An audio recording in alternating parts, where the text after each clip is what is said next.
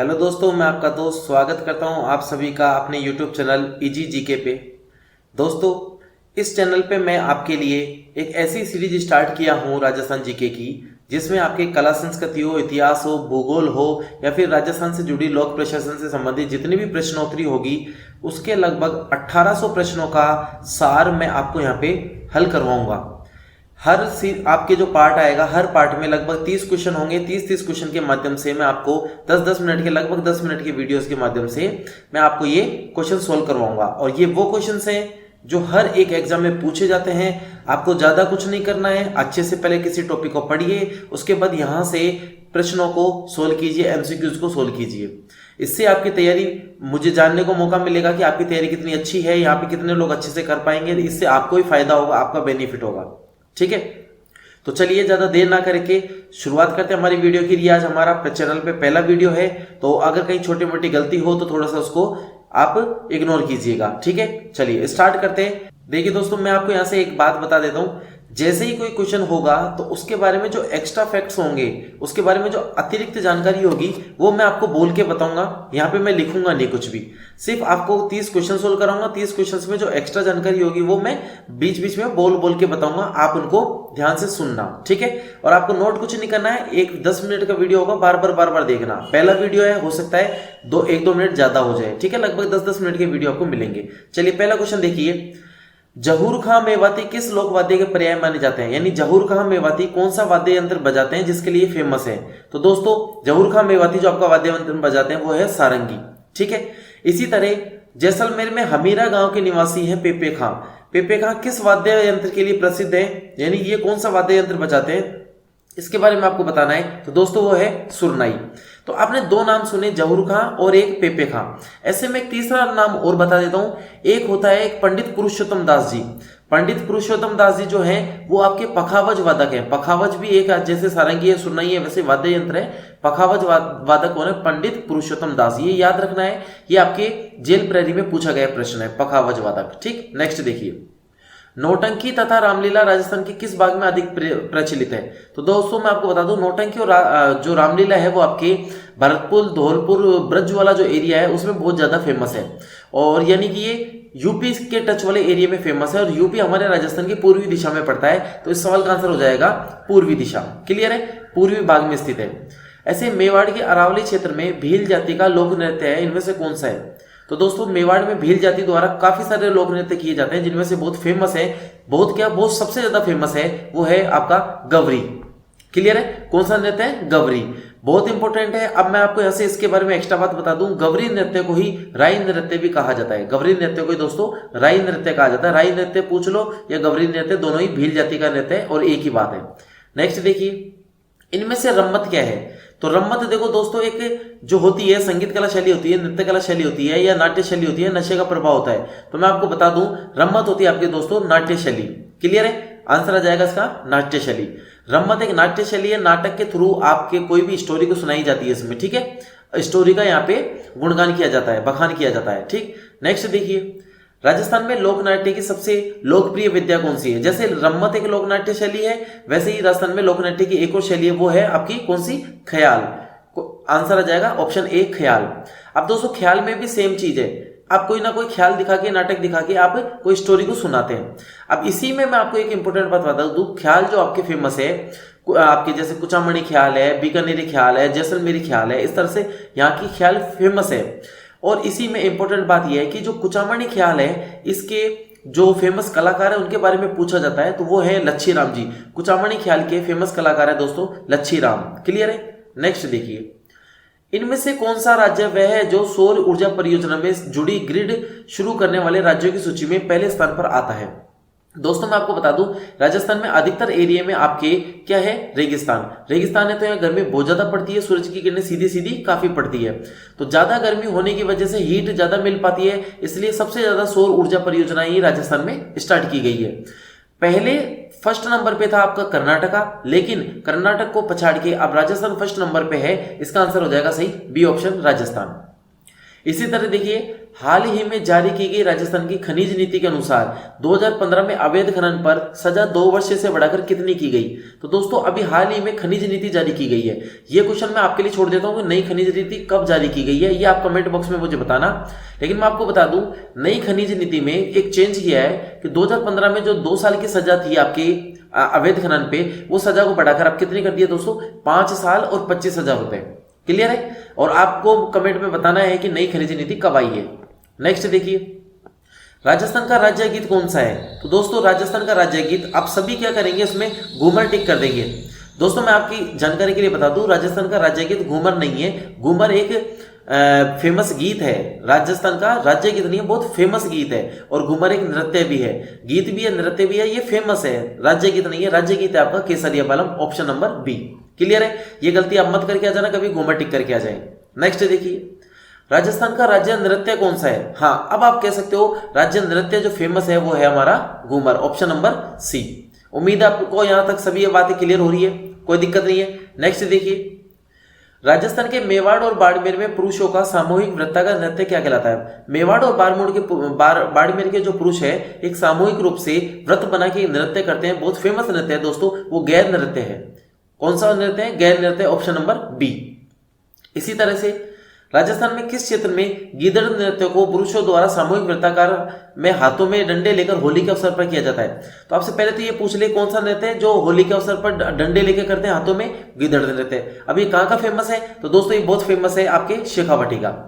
यहीं से मैं आपको एक बात और बता दूं, शेखावटी का आपका गीदड़ नृत्य के साथ में कच्ची घोड़ी नृत्य भी फेमस है। और इसी तरह से यहाँ पे चंग भी बजाया जाता है होली के अवसर पर। नेक्स्ट देखिए, राजस्थान के किस क्षेत्र में होली के अवसर पर पुरुषों द्वारा वृत्ताकार नृत्य हाथों में चंग लेकर किया जाता है? तो जस्ट ये भी मैंने आपको बताया कि यहाँ बहुत ज्यादा चंग बजाया जाता है।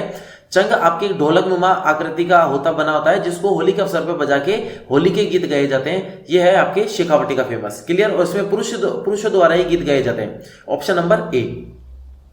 इसी तरह देखिए, अग्नि नृत्य का उद्गम राजस्थान में किस जिले में है? तो दोस्तों अग्नि नृत्य देखते ही लोग इसको तुरंत टिक कर देते हैं बीकानेर। भाई साहब, अग्नि नृत्य आपका बीकानेर में किया जाता है। बीकानेर के कतरियासर गांव में जन्मे जसनाती संप्रदाय के लोग, जो जसनाथ जी के भक्त हैं, वो लोग अग्नि नृत्य को करते हैं फतेह फतेह कहते हुए। ये आपको याद रखना है। लेकिन इसका क्या पूछा गया है? आपके उद्गम पूछा है। फेमस पूछे कहाँ का है? बीकानेर का। लेकिन उद्गम दोस्तों बीकानेर नहीं है, उद्गम है आपके जैसलमेर, ऑप्शन नंबर सी।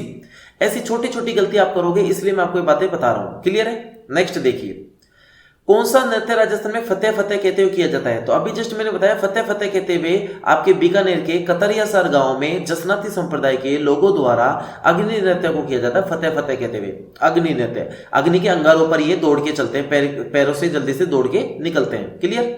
नेक्स्ट देखिए, राजस्थान के लोक संत पीपा का बचपन का नाम क्या था? तो दोस्तों बहुत इंपॉर्टेंट है, बहुत फेमस आदमी है जी, राजस्थान के संत हैं पीपा जी। राजस्थान के जो संत हुए पीपा जी, इनका जो फेमस नाम रहा है, इनका जो रियल नेम रहा है वो है आपके प्रताप सिंह।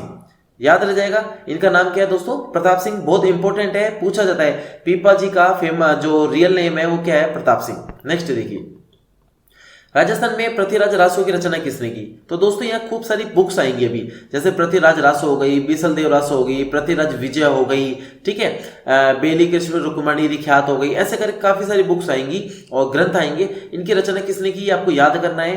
तो मैं आपको बता दूं, 2 बुक हैं, एक तो पृथ्वीराज रासो, एक है पृथ्वीराज विजय। पृथ्वीराज रासो तो चंद्रबरदाई ने लिखी है, पृथ्वीराज विजय आपके जयानक भट्ट ने लिखी है। तो आपके यहाँ पे ऑप्शन है, पहला ऑप्शन है कि राजस्थान में पृथ्वीराज रासो की रचना किसने की? इस क्वेश्चन का आंसर हो जाएगा चंद्रबरदाई। चंद्रबरदाई आपके पृथ्वीराज राठौड़ थर्ड के आपके क्या थे? मित्र थे। ठीक है, आपने मूवी भी देखी होगी। ठीक है, राजस्थान में बीसल देव रासो की रचना किसने की? तो मैंने आपको बताया पृथ्वीराज रासो के बाद बात की जाए बीसल देव रासो की, तो पृथ्वीराज रासो के बाद बीसल देव रासो की बात करें तो बीसल देव रासो की जो रचना की है दोस्तों आपके नरपति नाल ने, ऑप्शन नंबर सी। क्लियर है? नेक्स्ट देखिए, राजस्थान में हमीर रासो व हमीर काव्य की रचना किसने की? दोस्तों हमीर रासो और हमीर महाकाव्य की रचना की मैं बात करूं तो आपको ये बात बता दूं मैं आपको, हमीर देव चौहान रणथंभौर के बहुत प्रतापी शासक रहे हैं और उनकी जीवनी के बारे में, उनकी जो उपलब्धियों के बारे में जो रचना की गई है वो आपके हमीर महाकाव्य हमीर रासो की है आपके सारंगदेव ने। किसने की है दोस्तों? सारंगदेव ने। इंपॉर्टेंट है, बात याद रखना।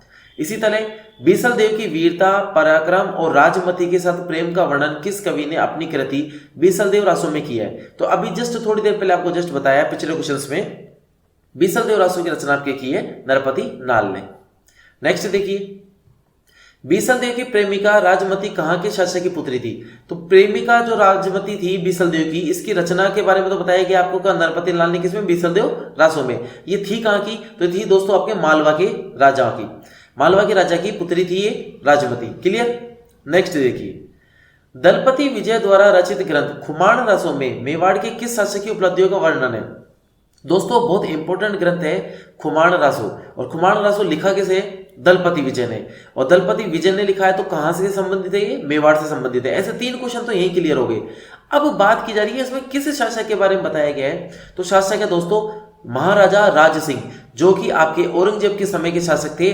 जो जो काम औरंगजेब उल्टे करता था उन सभी कामों के खिलाफ खड़े होते थे हमेशा महाराजा राज सिंह। क्लियर है? नेक्स्ट, खुमान रासो ग्रंथ की रचना किसने की? तो जस्ट अभी दो ही सेकंड पहले आपको बताया कि खुमान रासो ग्रंथ मेवाड़ से संबंधित है, दलपति विजय द्वारा रचित है। Option number B. इसी तरह नेक्स्ट देखिए, पृथ्वीराज विजय ग्रंथ की रचना किसने की? तो मैंने आपको बताया पृथ्वीराज रासो की तो चंद्रप्रदायी ने की थी, तो पृथ्वीराज विजय की रचना किसने की? आपके जयानक भट्ट ने। Option number D. उम्मीद है आपको क्लियर हो रहा होगा। नेक्स्ट देखिए, राजस्थान में बूंदी के महाराव राम सिंह के दरबारी कवि कौन थे? दोस्तों जो दरबारी कवि है जिनका नाम अभी मैं लेने वाला हूं, ये सबसे ज्यादा इंपॉर्टेंट है, इनको तो आपको याद रखना ही पड़ेगा। उन दरबारी कवि का नाम है दोस्तों आपके सूर्यमल मिश्रण। अब इंपॉर्टेंट बात है, सूर्यमल मिश्रण कहां के थे? बूंदी के। और किसके दरबारी थे? राम सिंह के दरबारी थे। इंपॉर्टेंट बात है, बूंदी के सूर्यमल मिश्रण महाराव राम सिंह के दरबारी कवि थे। अब बात की जाएगी सूर्यमल मिश्रण क्यों फेमस है? क्योंकि इनकी बहुत अच्छी अच्छी कृतियां हैं, ग्रंथ हैं। उनका नाम क्या है? जैसे एक वीर सतसई ग्रंथ, वो किसका है? सूर्यमल मिश्रण का। वंश भास्कर किसका है? सूर्यमल मिश्रण का।